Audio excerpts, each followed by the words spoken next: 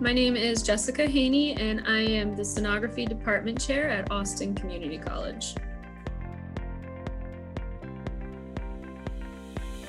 I went to college right after school, but I was one of those students that didn't really know exactly what they wanted to do in college.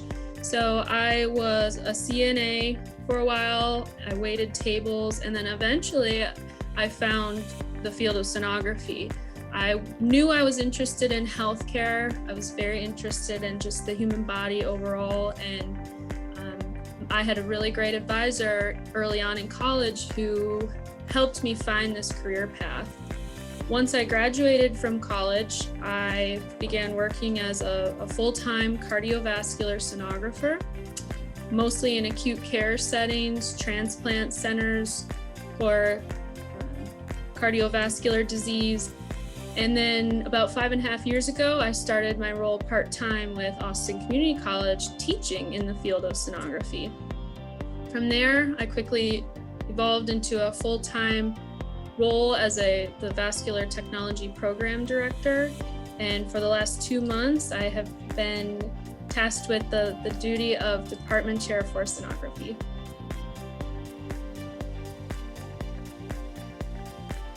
You would be in charge of doing routine and complex sonographic imaging on various patient populations. And that's just going to depend on where you work. We have outpatient centers to research hospitals and everything in between.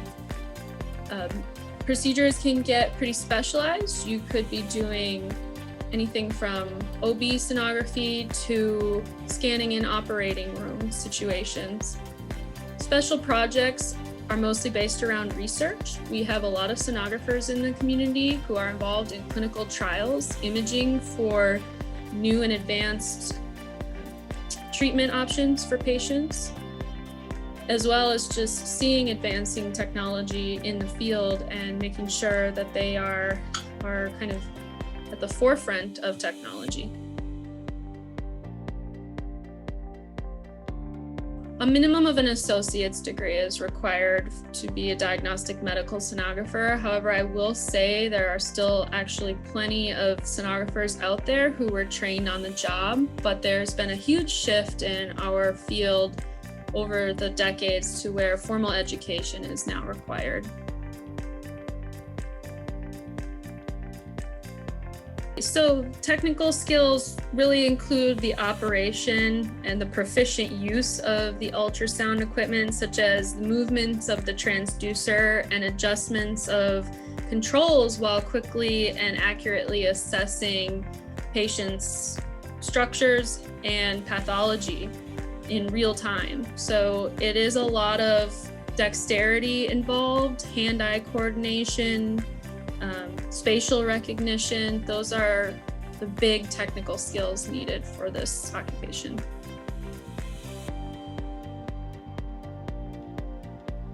When you're in a program, you'll end up taking a physics exam first.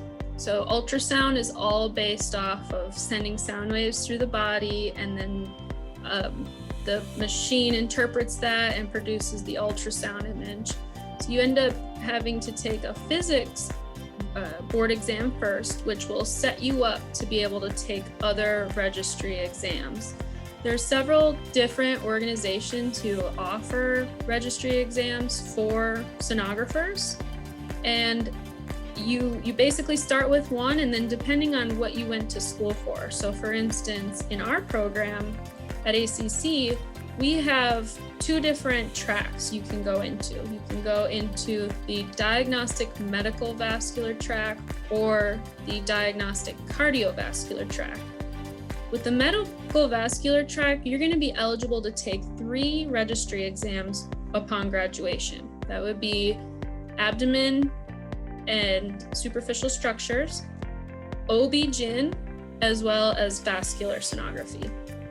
On the cardiovascular track, you would be eligible for 2 registries, which would be the diagnostic cardiac sonographer and a diagnostic vascular sonographer or vascular technologist. Aside from that, it would be an on-your-own thing to study and learn how to do other specialized procedures beyond what you had in the program, but it would not prevent you from working in the field as an entry-level sonographer. You'd have everything you'd need once you made your way through the program.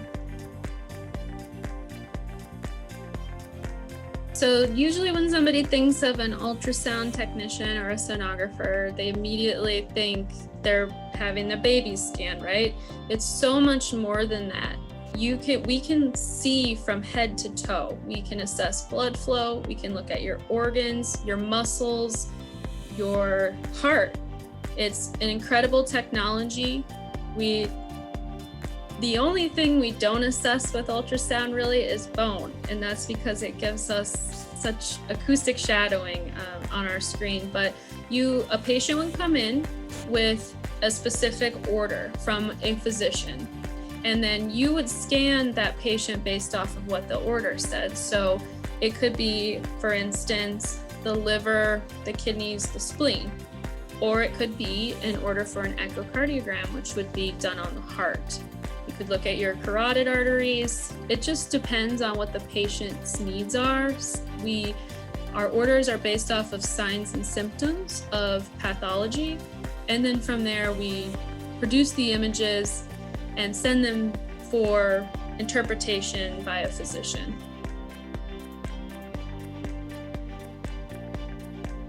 Above all, exceptional patient care and emotional intelligence would be the number one skills that a sonographer would have, as well as the ability to communicate effectively with diverse populations. I would also add sound judgment, strong work ethic, and adaptability to that list.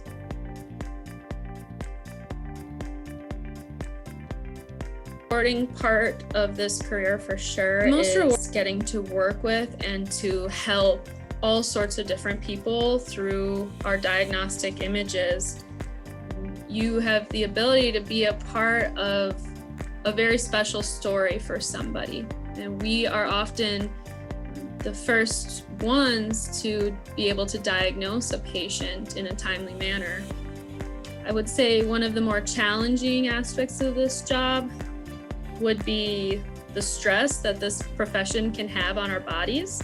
We often have to scan in very awkward, stressful situations, and it puts a lot of strain on our musculoskeletal system. So many sonographers end up with injuries of the neck, shoulder, and wrist just because of the nature of the job. But it's very preventable, and our professional societies have done a great job recently of bringing education to that side of the field. It's definitely not an easy job. It's not like we're just waving a wand on somebody and producing an image. It takes so much more than that.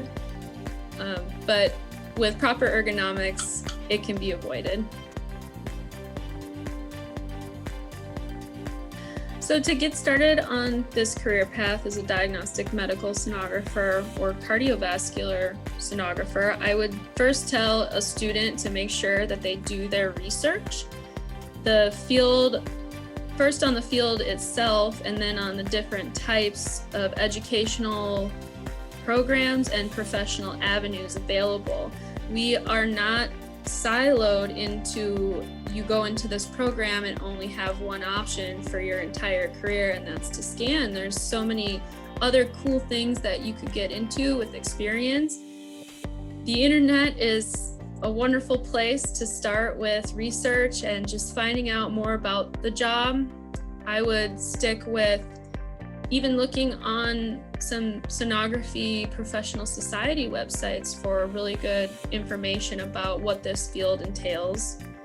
I would also want to make sure that the student knows that successfully completing a sonography program can definitely be a very difficult task, but with the right skills and attitude and support system, it will also be one of the most rewarding.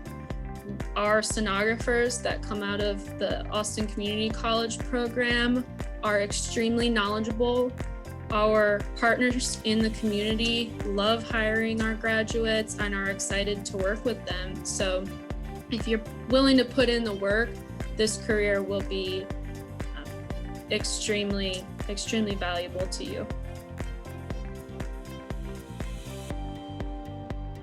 I have no doubt that we will see growth in this career path in Austin, but I would recommend just looking on job sites for the program jobs such as Diagnostic Medical Sonographer, Cardiac Sonographer, Ultrasound Technician.